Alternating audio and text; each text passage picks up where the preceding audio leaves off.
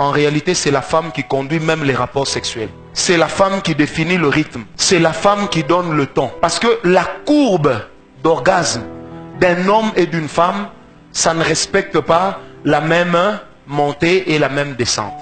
Et la femme doit être maîtresse de ces moments-là.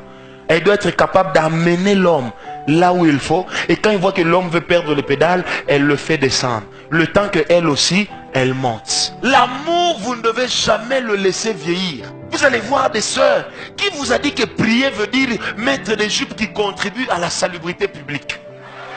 Est-ce que vous connaissez ces jupes-là? Quand vous marchez, ça laisse des traces. Sœur, maman, même mariée, vous devez entretenir la provocation. L'homme, c'est un être qui s'excite pour rien.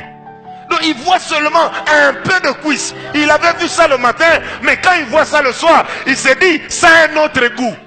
Et puis toi, quand monsieur vient, tu es toujours en scaphandre des combats. Mais dans l'autre temps, la jeune fille au bureau, quand elle vient, oh patron, ça va? Patron, je peux vous enlever quelque chose? Oh patron. Elle sent bon. Toi, tu sens l'oreiller. L'odeur avec laquelle il t'a laissé, quand il revient, tu as encore la même odeur. Un soutien. Voilà, kaki. Alors que c'était blanc avant. Dis un peu à la sœur. Dites aux sœurs, il faut savoir provoquer son mari. Vous savez, un jour, nous étions à la maison, ma femme a mis une culotte ici. Et puis quelqu'un me dit, ah, mais prof, la culotte de maman. Je dis, est-ce qu'elle a mis ça pour toi? Et puis je lui pose la question, est-ce que c'est ta maison? D'abord, est-ce que tu es invité? Mais je dis, quand tu la vois comme ça veut dire, ne traîne pas. Parce que quand tu traînes là, tu me fais pas bien. Des fois, même dans les fiançailles, tu vas le voir, et puis tu es habillé comme quelqu'un qui vient de dédouaner la braise. Non. Rends-toi belle.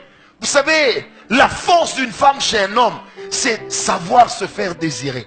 Quand la femme sait attirer son mari, elle sait se faire belle pour lui. Donc même quand lui passe par là, il voit seulement le mollet là qui apparaît bien. Et quand elle fait ça, il voit les deux soupapes. Il se dit, c'est bon.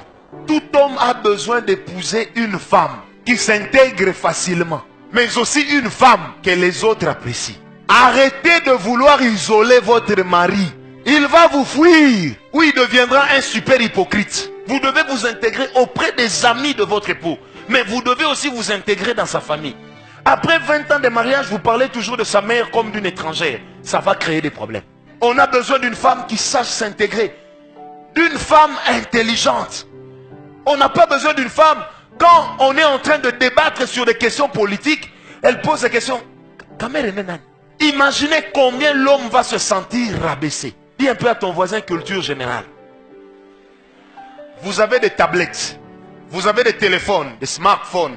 La vérité, c'est que la plupart utilisent Internet pour IMO, WhatsApp, Facebook. Vous avez un mari qui aime la politique. Mais vous, vous êtes là. La politique ne vous intéresse pas. Si tu vas faire de la politique, fais-la seule. Moi, j'attendrai.